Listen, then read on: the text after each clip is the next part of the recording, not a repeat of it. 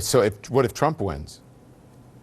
Well, if Trump wins, it's a revolution, and it really is draining of the swamp in Washington. It's going to be, it has untold consequences if he comes in, and he will try to prosecute Hillary Clinton. I believe his threat of going to jail. Meanwhile, he will be suing a bevy of women that have accused him of harassment, and we're looking at a circus atmosphere around the inauguration. He'll never bring those lawsuits because he would have to submit to discovery. He'd have to sit down for hours and hours. Boy, would I love to be that lawyer, cross-examining Donald Trump about his sexual history. This is awkward for Hillary Clinton's campaign. New details from WikiLeaks about the Clinton Foundation and former President Bill Clinton's lucrative speaking career. One former aide dubbing it Bill Clinton Inc., and it's hurting him. In March of 2014, Bill Clinton's favorability rating, a whopping 66%. It is now down to 47%. More now from CNN's Joe Johns. The stolen emails by WikiLeaks appear to contain no smoking gun, but detail just how far President Bill Clinton profited from his role at the Clinton Foundation. The document says nothing about former Secretary of State Hillary Clinton, but that isn't stopping Republicans from linking her to her husband's involvement. If the Clintons were willing to play this fast and loose with their enterprise when they weren't in the White House, just imagine what they'll do given the chance to once again control the Oval Office. And we've had enough, honestly. I think we've had enough of the Clintons, in all fairness. The newly released document, written in 2011 by Bill Clinton's former longtime aide Douglas Band, suggests the former president profited handsomely from speeches, books, and advising from some of the same big-name donors that poured millions of dollars into the family charity. Bill Clinton's fees from those donors include UBS, $900,000, Ericsson, $1,150,000, BHP, the mining and petroleum giant, $175,000, and Barclays, $700,000. Since 2001, President Clinton's business arrangements have yielded more than $30 million for him personally, with $66 million to be paid out over the next 9 years. Not all of those fees were from Clinton Foundation donors, and there's no allegation of criminal conduct, but the RNC calls the arrangement seedy. In a statement, the Clinton campaign tonight says then Secretary of State Hillary Clinton's actions were made in the best interest of American foreign policy, and that she never made decisions because of donations to the Clinton Foundation. The campaign has adamantly denied there were inappropriate bargains, and if Hillary Clinton is elected, the foundation says it will no longer accept corporate or foreign donations. Don? All right, thank you, Joe Johns. So how might Clinton Inc. impact a Hillary Clinton White House? Here to discuss is Alan Dershowitz, the defense attorney and the author of Electoral Dysfunction, a guide for unaroused voters. Michael Isikoff is the chief investigative correspondent for Yahoo News, and CNN presidential historian Douglas Brinkley, the author of Rightful Heritage, Franklin D. Roosevelt, and the Land of America. Good evening, gentlemen. Mr. Dershowitz, I'm going to start with you first. Hillary Clinton has never mentioned this Clinton Inc. memo. Did the Clintons do anything illegal in what we just saw? No, they've done nothing illegal. There's no evidence that she made any single decision as Secretary of State based on contributions. But I think they have to now look to the future. And if I were Hillary Clinton, I would say, if elected president, my husband will not accept a single penny for speaking fees during the 4 or 8 years I'm president. The Clinton Foundation will be put in the hands of very objective, world-class, Nobel Prize winning, whatever, and we will have nothing to do with it. I think if she says anything, she should look to the future and assure the American public that whatever happened in the past, there's no problem in the future. So she needs to talk, not just be quiet on this issue. I think she should talk, but only about the future. Of course, Donald Trump is using it as an opportunity, as he should, right, as her opponent. He was quick to pile on today. Look at this. Just today we read about Clinton confidant Doug Brand bragging that he had funneled tens of millions of dollars to Bill Clinton Inc. through the foundation donations, paid speeches, and consulting contracts. Mr. Band called the arrangement unorthodox. The rest of us call it outright corrupt.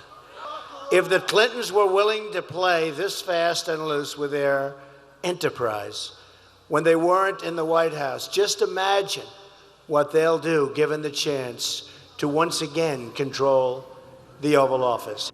outright corrupt, Alan. Is that accurate? Are these practices corrupt? No, I think they're unseemly, and I think they create an appearance that the American public is entitled to look at. But coming from Donald Trump, making these arguments, look at his history. If he would bring to the White House the way he has conducted business throughout his career, it would be far, far worse than anything he alleges. So one always has to make comparative judgments. Michael, so this memo describes how Bill Clinton aide Doug Brand, and you heard Donald Trump mention Doug Brand there, how he helped run, Doug Brand, excuse me, how he helped run what he called Clinton Inc., pulling in lucrative deals and what he calls, this is a quote, in-kind services for the president and his family for personal travel, hospitality, vacation, and the like. Is that standard practice, in-kind services?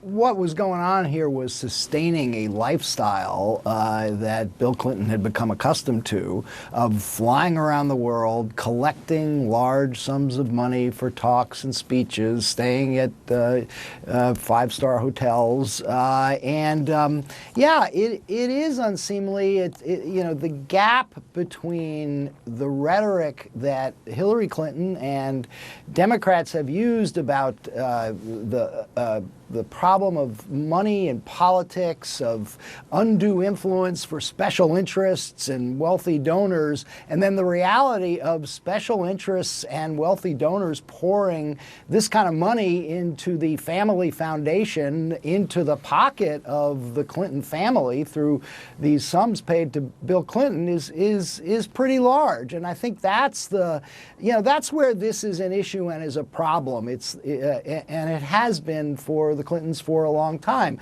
The gap between the high-minded rhetoric that they espouse, and Hillary Clinton has certainly espoused, and the reality of these kinds of sums paid to them. And I should point out that much of this took place while Hillary Clinton was Secretary of State, in which many of these companies, for instance, UBS, had interest before the government. UBS was being investigated by the Justice Department. It required over helping its customers evade taxes in the United States. It required an agreement between the State Department and the Swiss government in order for the Justice Department to get some of those records. You know, when they talk now about, and Alan talked about the future, this was, these were issues while she was Secretary of State. I want to get Douglas in. Douglas, how much damage do these hacked memos do to the Clintons? They seem to reinforce many of the concerns voters have about them. Well, it does some damage, but it seems like a document dump, an illegal one, meaning WikiLeaks, about people hacking this and dumping it all right before the election. I think the WikiLeaks people, or Russia, thought this was going to be a big October surprise, but with no smoking gun, it has a taint. It puts a taint on the Clintons, but things are running fast. We've got 11 days. The news cycle's moving, and this little, these internal emails just aren't having the wallop that I think the Trump campaign would have hoped. It doesn't help that a lot of voters have been hearing about Hillary Clinton's emails and servers and WikiLeaks for a year now, and they're tired of it. So I don't think any one of these is really that damning. But I agree with what Alan said. Key point, Don. I think Bill and Hillary Clinton, if she's elected president, have to distance themselves from the Clinton Foundation, turn it over to new management, only send maybe a holiday greeting card, and that's about it, because this is a creeping problem if they continue to work with their own foundation when they're in the White House. We have lots more to discuss, so gentlemen, don't go anywhere. Up next, if Hillary Clinton is elected, will her honeymoon with Congress be over before it even begins? If Hillary Clinton makes it to the White House, she probably shouldn't expect much of a honeymoon. Back with you now, Mr. Alan Dershowitz, Mr. Michael Isikoff, and Mr. Douglas Brinkley. Michael, I'm going to start with you first on this one. Let's talk about Jason Chaffetz, the Republican chairman of the House Oversight Committee, already throwing down the gauntlet, threatening years of investigations even before the election. He told the Washington Post this is a quote, he says, "It's a target-rich environment. Even before we get to day one, we've got 2 years worth of material already lined up. She has 4 years of history at the State Department, and it ain't good. So what kind of investigations? More Benghazi-style smoke, or is this a real smoking gun here? Well, certainly Chaffetz has already indicated he wants to follow up on the FBI's handling of the email investigation. There are likely more FBI documents. There's likely more testimony to come on that. I don't see where it goes. I think the more troubling part of that for a Clinton presidency will be on security clearances for some of our top aides. If you remember, Jim Comey had indicated he didn't see criminal conduct here, but there would be sanctions for somebody, for people who engaged in the kind of activity that Hillary Clinton did in terms of security clearances. So Jake Sullivan, who is her chief policy advisor and very much in line to be national security advisor, will have to get the highest security clearance from the U.S. intelligence community. Will the FBI go along with that? Will the other intelligence agencies go along with it? That's where I think you're going to see some really intense and troubling issues after the election. Is it fire or just smoke?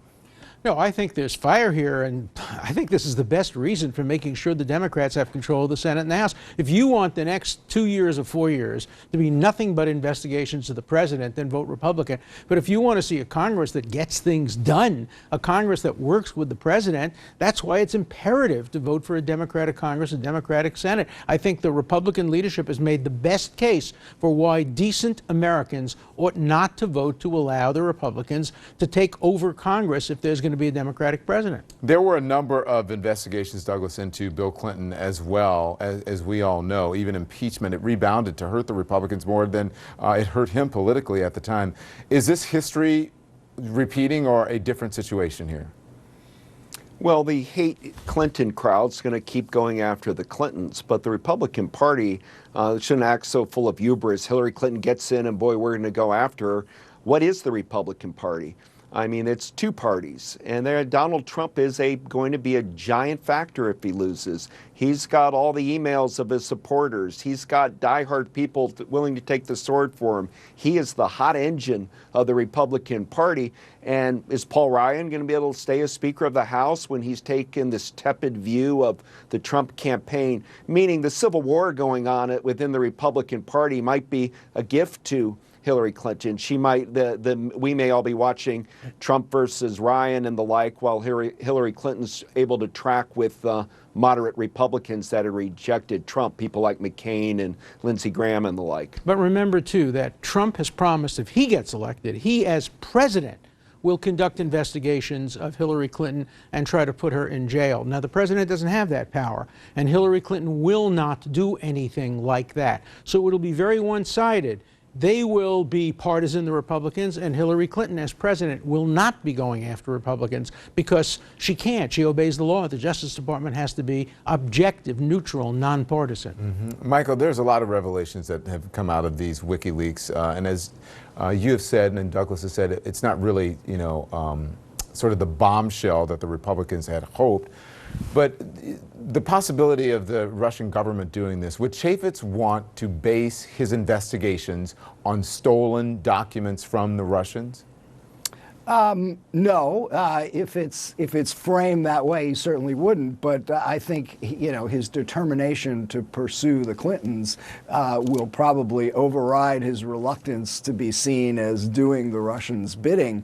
But but that is another area where looking to post-election where there could well be investigations and a lot of a lot more to find, which is just what were the Russians up to here, and were there associations with people in the Trump camp? Were they trying to aid and facilitate Donald Trump's election? We do know that Paul Manafort, Trump's former campaign manager, is being investigated by the FBI. Grows out of some of those ledgers found in Ukraine for payments. So I wouldn't be so sure that you wouldn't see a Clinton Justice Department going after people in the Trump camp post-election because of some of these associations. Well, I hope that doesn't happen. I think criminalizing policy differences, whether by the Democrats or the Republicans, is a serious mistake. I think once the election is over, you can have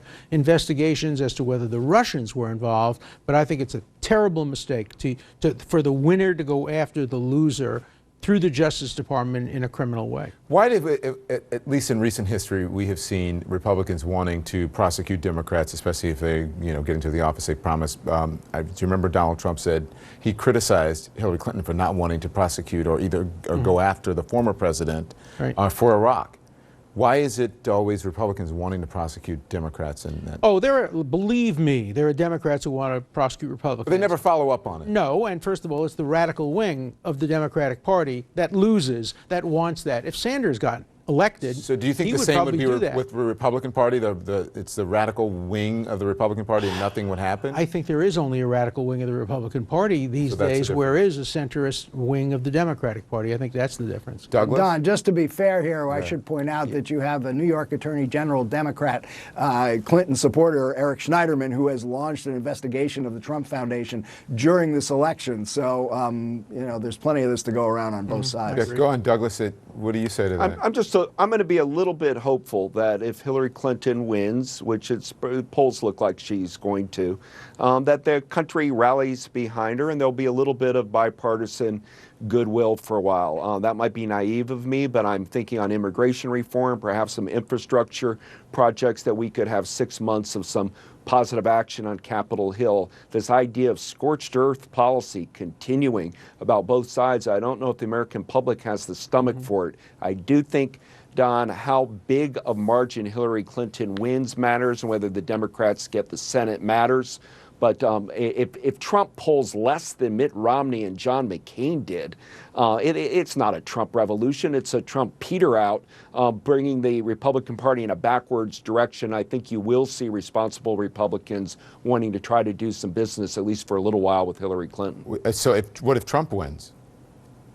Well, if Trump wins, it's a revolution, and it really is draining of the swamp in Washington. It's going to be, it has untold consequences if he comes in, and he will try to prosecute Hillary Clinton. I believe his threat of going to jail. Meanwhile, he will be suing a bevy of women that have accused him of harassment, and we're looking at a circus atmosphere around the inauguration. He'll never bring those lawsuits because he would have to submit to discovery. He'd have to sit down for hours and hours. Boy, would I love to be that lawyer, cross-examining Donald Trump about his sexual history.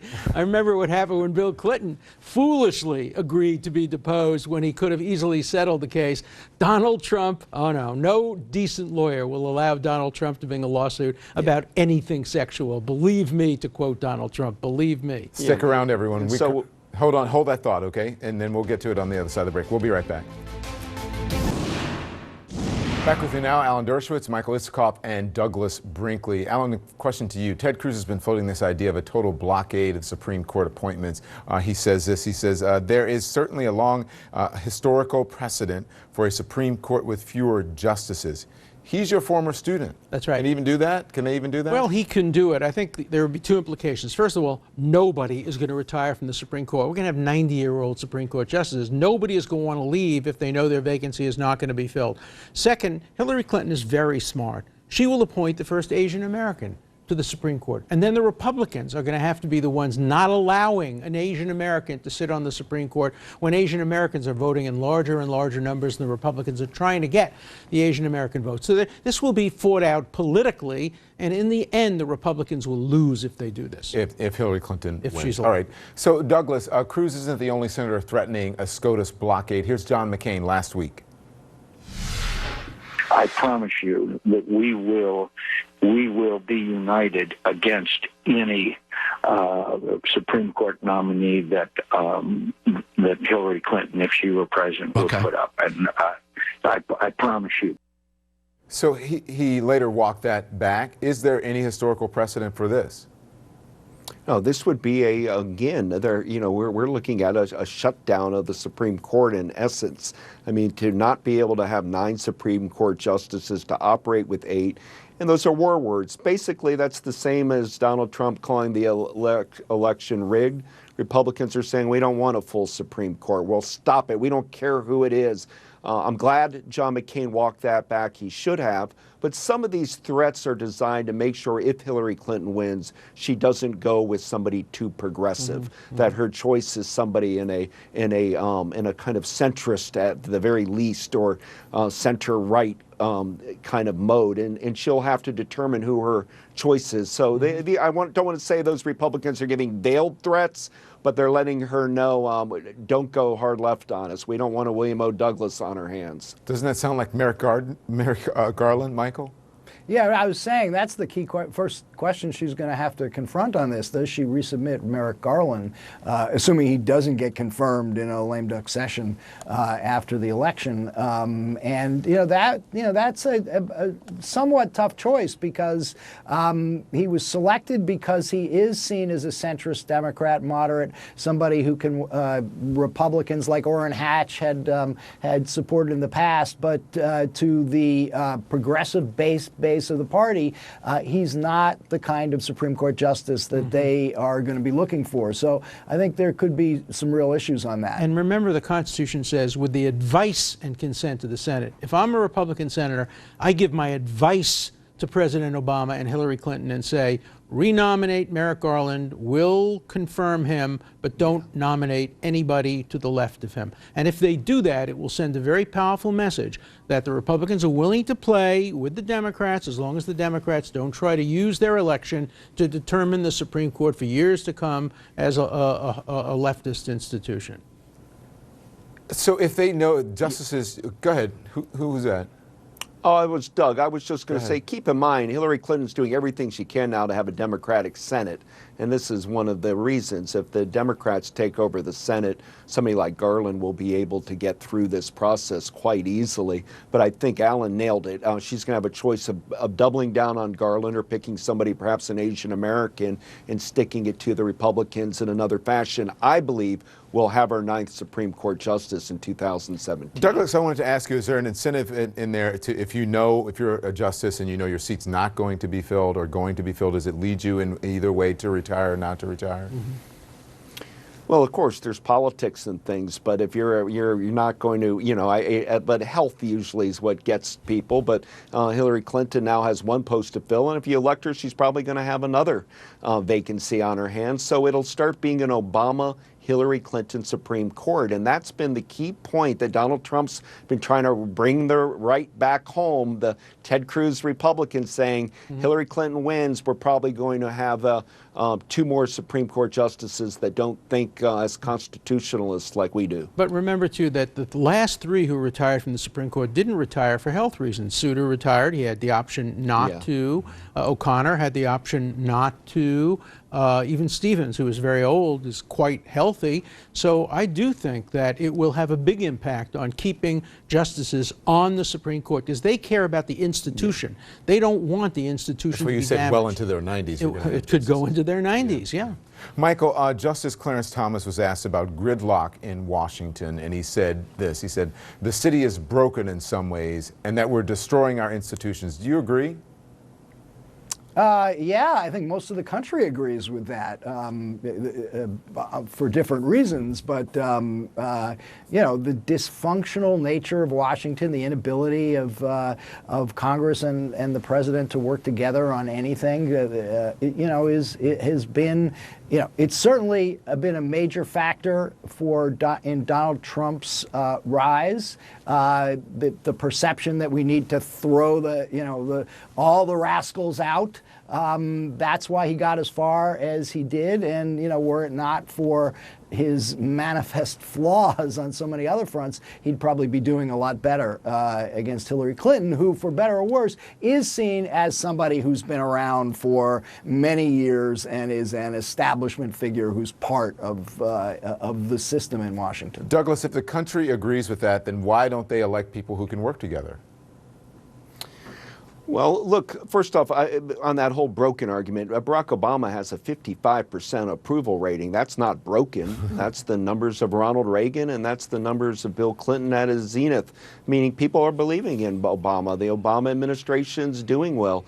Hillary Clinton here might win an absolute historic election as the first women. I think what's broken is Congress, and Congress has about a 15% or lower approval rating, and that is a problem. But I don't think the Supreme Court is justice is broken if we get a ninth in. Our armed forces certainly aren't broken. I don't think the executive branch are open. I think it's the legislative branch that's a mess. I do think people don't vote to make sure that people can work together. They vote for an individual candidate. They vote for a president who they like. They vote for a senator who they like. The effect is either to have gridlock or to have working together, but very few people cast a vote in order to decrease gridlock or increase working together. I think that's why we get gridlock, because it's an unintended consequence of voting for individuals. So the vote is emotional rather than well, no, it cerebral. can be both. It can be cerebral and emotional, but it's not tactical. It usually doesn't involve, well, I'll vote for the president and I'll vote for the senator of a different party because I want to make sure there's gridlock. I think there's very little of that. There is an attempt to do that now by some Republicans saying, please vote for Republicans in the Senate because we think Hillary Clinton will win and we don't want to give her her way without checks and balances. Thank you, gentlemen. Fascinating conversation. Thanks. Thank you. See you next time. Thank you. We'll be right back. So what if Trump wins? Well, if Trump wins, it's a revolution, and it really is draining of the swamp in Washington. It's going to be, it has untold consequences if he comes in, and he will try to prosecute Hillary Clinton. I believe his threat of going to jail